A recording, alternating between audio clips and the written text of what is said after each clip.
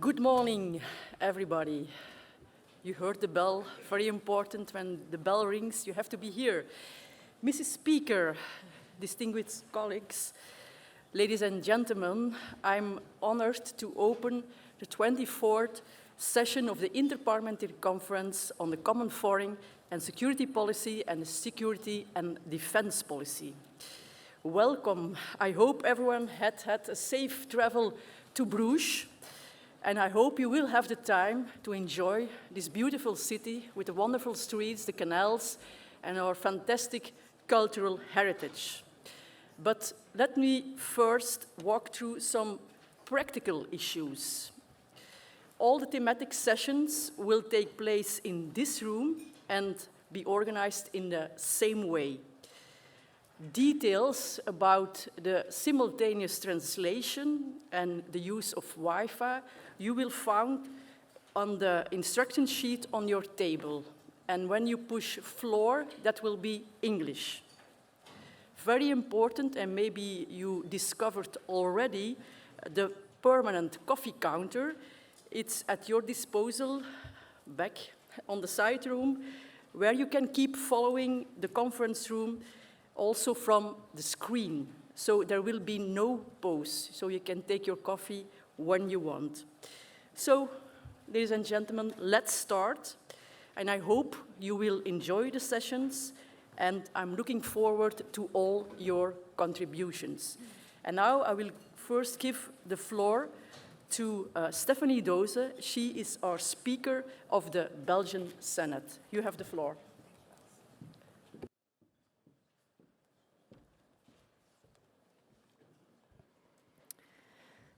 Dear Els, dear colleagues, dear members of Parliament, ladies and gentlemen, it is with a great pleasure and with a big honor that I welcome you in Bruges.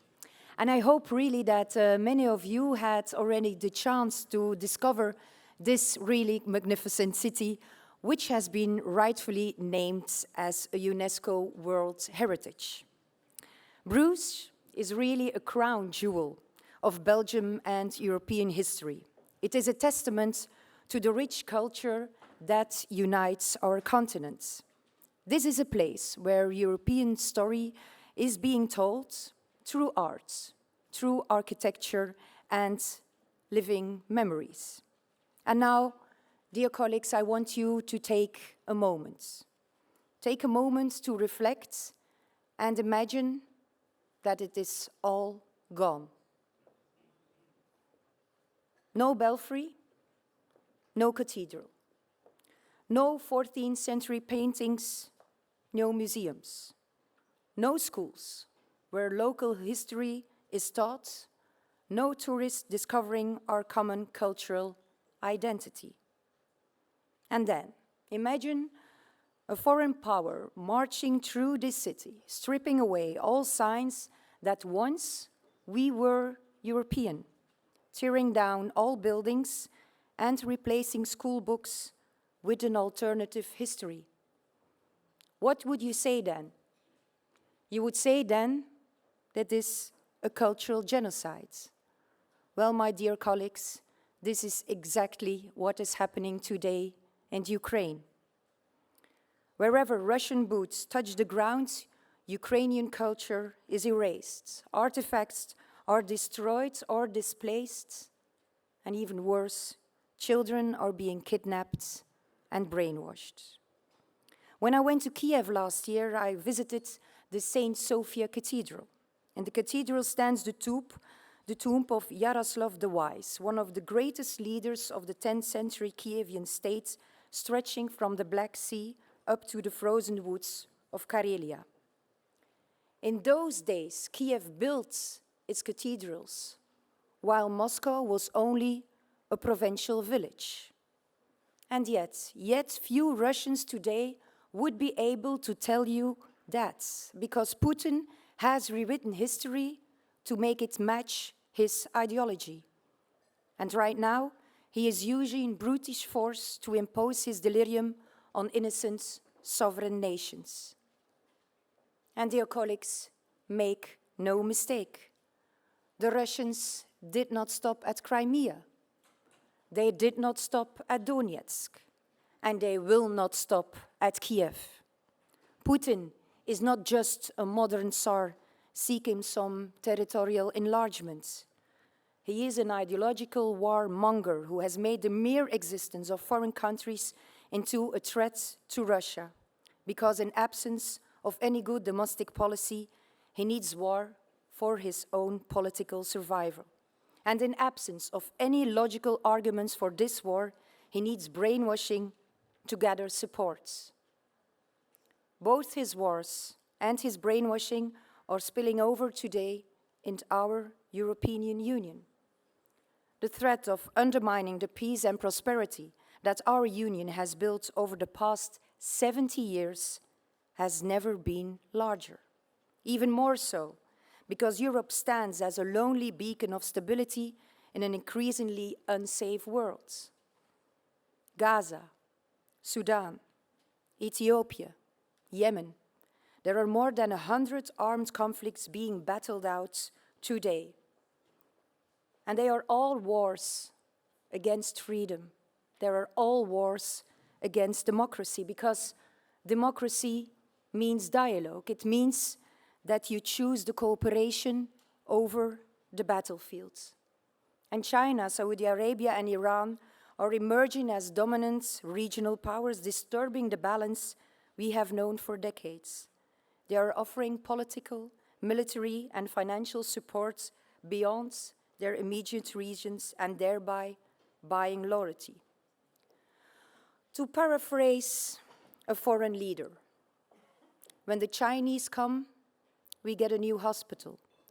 When the Europeans come, we get a lecture.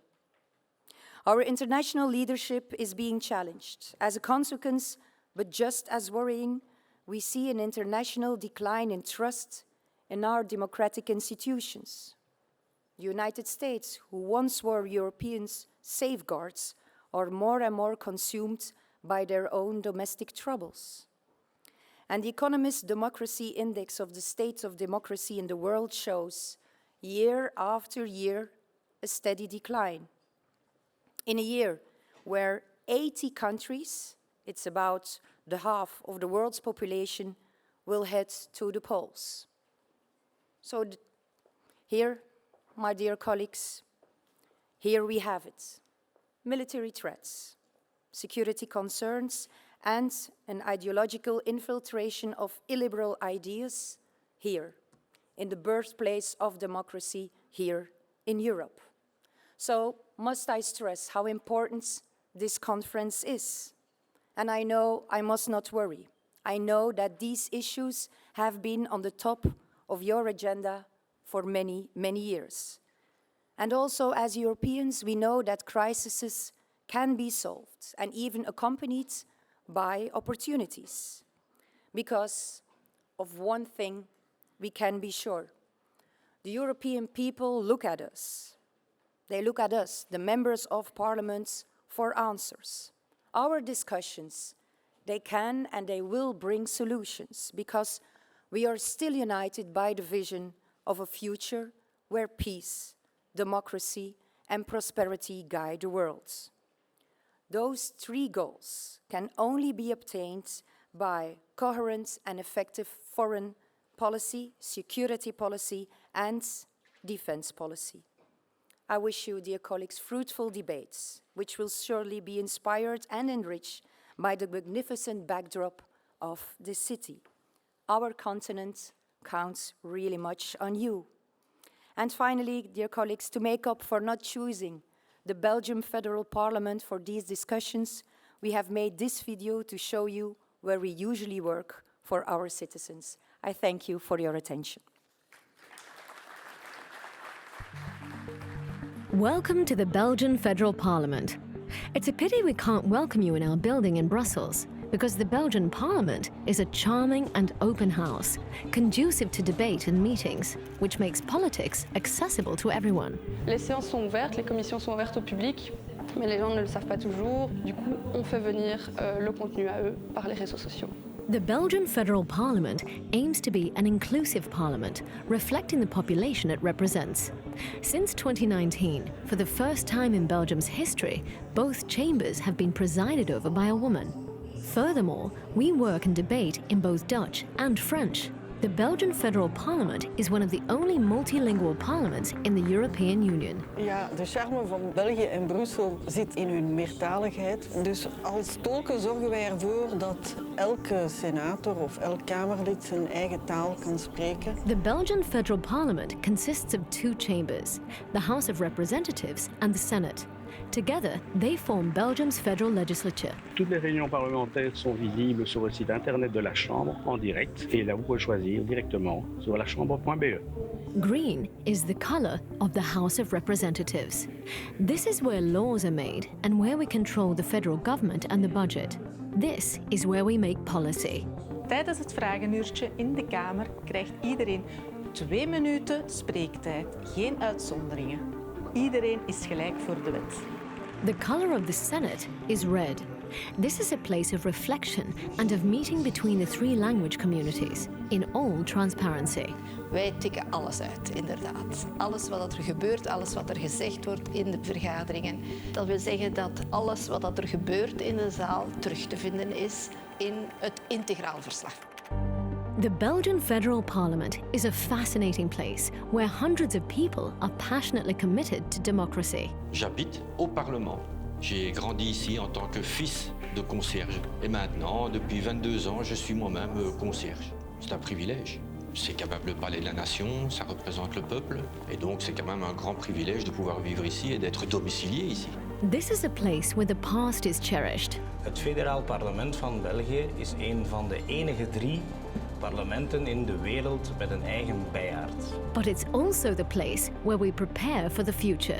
Au Parlement fédéral, nous tenons compte de la planète et donc je roule 100% électrique. The Belgian Federal Parliament is an open house for debate and meeting.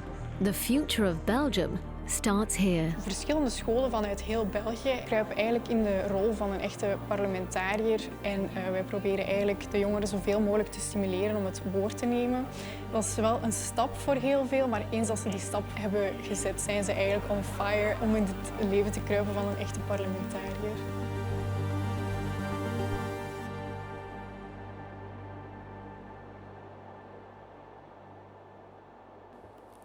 You saw the nice working place of Mrs. Speaker and myself, but we are here now. It's also very nice over here, but it's also worthy visit also in Brussels when you're there. So I'd like to thank Mrs. Speaker for her introduction, and now I'll ask Mr. David McAllister, Chair of the European Parliament Foreign Affairs Committee, to take the floor. The floor is yours, David.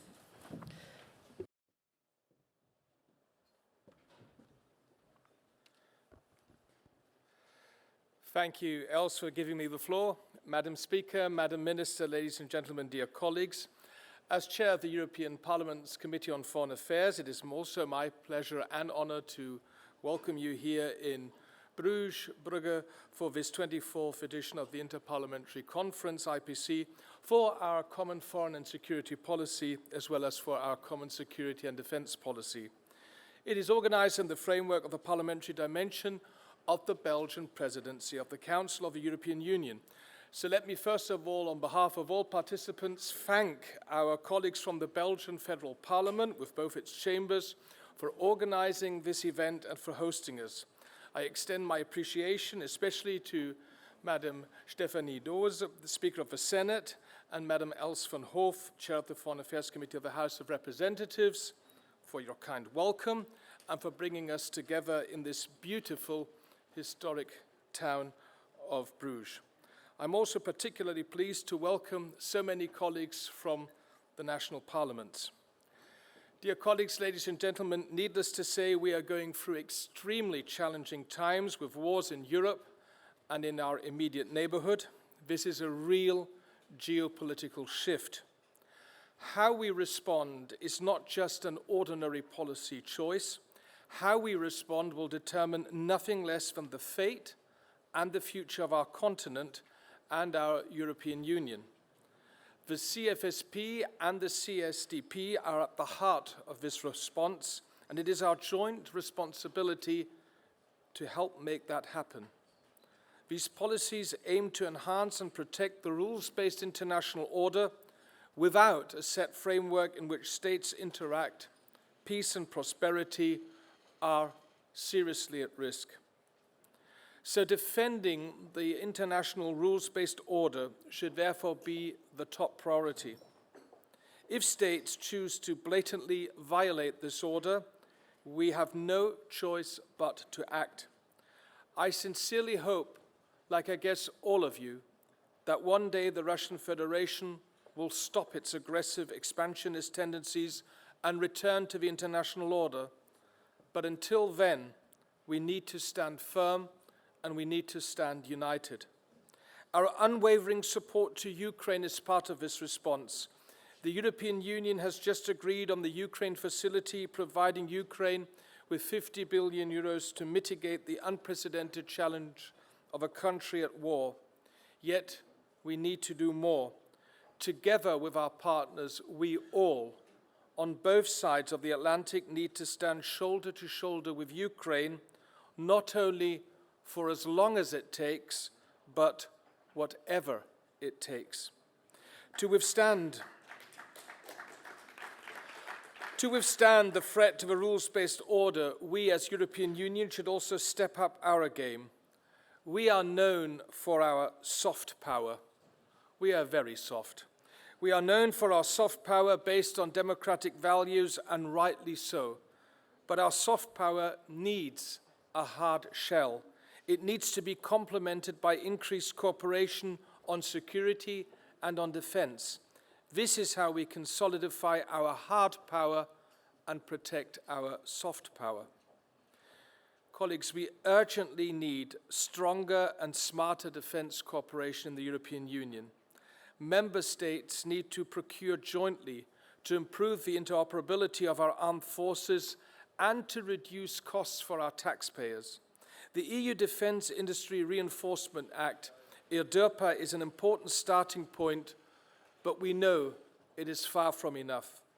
We must help the European defence industry increase its production capacity to ensure that not only our armed forces, but more importantly, the Ukrainian armed forces are better equipped. Also in that regard, we made a first step with the Act in support of ammunition production, ASAP, but we definitely need to go further with the future European Defence Investment Programme and by establishing a well-funded Ukraine Assistance Fund under the European Peace Facility. Having said all this, a stronger, a more autonomous, united and strategic European defence and security policy should reinforce and, under no circumstances, undermine transatlantic cooperation and NATO. NATO was, NATO is, NATO will remain the cornerstone of our transatlantic security and defence cooperation. Therefore, having Sweden and Finland join NATO is an excellent step, and I am particularly glad that also the Swedish membership has now finally been settled. This is a real added value for NATO. And many countries, including my own home country, Germany, are at last committing to the 2% spending target of NATO. This needs to be the new real minimum, not maximum. Finally, a word on the horrific situation in the Middle East, on which we will have the chance to hold an urgency debate this afternoon. I'm sure all of us realize how extremely sensitive this topic is, and I do hope our discussions will reflect the responsibility we all have towards finding viable solutions.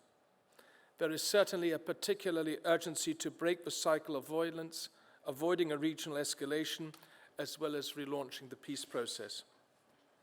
Finally, in the broader region, it is good to see the European Union is taking responsibility. Following the Houthi attacks on commercial shipping off the coast of Yemen, I welcome the launch of the Maritime Security Operation Aspides under the Common Security and Defence Policy and in close cooperation with regional actors and international partners, especially the United States and the United Kingdom. This is a necessary step to address the maritime security situation from the Red Sea to the Gulf of Aden. So, colleagues, I am looking forward to interesting panels and debates. Let me once again thank our Belgian hosts for the excellent cooperation and preparation, and I wish us all an excellent conference. Thank you very much.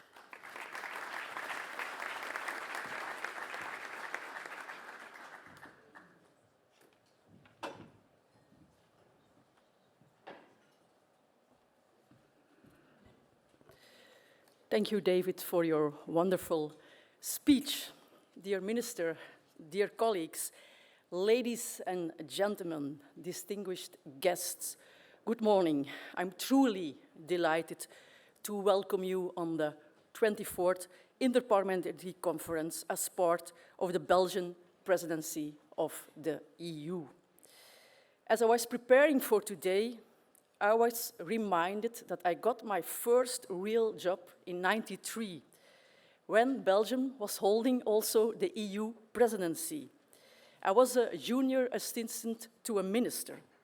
It was the start of my career. And the EU has provided me personally with great opportunities and has brought peace, stability, and prosperity for decades to millions of others. But today, we cannot be unaware of the turbulent seas the EU is facing. We would fool ourselves by stating the contrary. But how to calm Europe's turbulent waters? Allow me to use the words of the late Jacques Delors. In Europe, you will need the firefighter, but also the architect. Indeed, many challenges are awaiting architects. And the challenges are manifold, including the migration crisis, the brutal invasion in Ukraine, and the appalling conflict in Gaza, triggered by Hamas' horrible attacks. More than ever, the EU must work towards ending this humanitarian tragedy, because whether you live in Gaza, Rafah, Ascalon, or Tel Aviv, a perspective of sustainable peace is needed. Reason why the Troika decided to organize also this afternoon an urgent debate on the matter during this conference. So the question in front of us is how to lead Europeans ship through these turbulent waters. Clearly, business as usual is not the answer. We need a union that is more resilient and capable of defending itself, not only economically, but also militarily within NATO.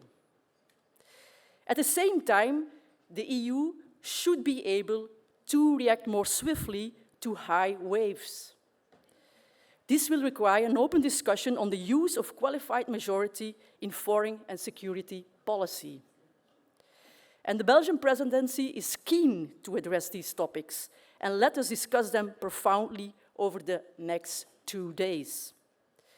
Dear colleagues, a conference on the EU's foreign and security policy should go beyond discussing our own procedures and problems. We must equally look to address the needs of our like-minded neighbors. The support for Ukraine is a priority for the Belgian presidency. And during my visit to Kiev last weekend on the 24th of February, and I see a lot of colleagues which are also chairing the different committees of foreign affairs which were in the delegation, we saw with our own eyes how Ukraine stays in the fight to uphold the values of democracy, freedom, and the rule of law, our European core values. How could we not help them? But with sympathy, they can't stop tanks. And we sent a lot of sympathy and goods, but not enough support that matters to win the war on the battlefield. And as President Roosevelt said, speak softly and carry a big stick. You will get far. Nobody wants war, but military strength is needed when things go diplomatically wrong. The EU is leading by example. compared to the US, by providing €50 billion financial support for Ukraine facility to mitigate the impact of war. But on the military level, too little, too late is not an option. Yes, we need to reinforce our European defense industry, but on very short notice, we have to address our own national stocks of ammunition for immediate use on the battlefield, and financially join the Czech initiative for a joint purchase of shells on the global market. Dear colleagues, let us be very clear. Ukraine's ultimate victory will consist of nothing less than a full accession to our European family. In that regard, we can only applaud the adoption of the enlargement package on the 8th of November of last year. But such an enlargement can only be successful if the EU's internal structures have been evolved to be able to absorb this enlargement. We need a union that is future-proof in all facets. Dear colleagues, the Belgian presidency is also aiming to intensifying cooperation with our African neighbors, and rightfully so. It is no option for the EU to abandon this region. Others are more than eager to fill in this void. China, for instance, recently opened a leadership school in Tanzania. We all know what they will teach there. Clearly not democracy or human rights. The EU is presented with a clear choice. Or we remain committed to multilateralism and cooperation with our southern neighbors, or we give free way to the rise of authoritarianism and further instability in Africa. Distinguished guests, esteemed colleagues, to be strong externally, we need stronger societies, stronger citizens, and stronger democracies internally.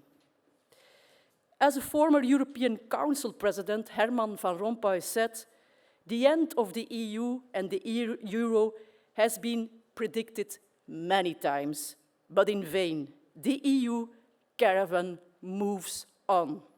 Indeed, dear colleagues, let's move on together, not only as firefighters, but also as architects for a better future. I look forward to your insightful contributions. Thank you so much.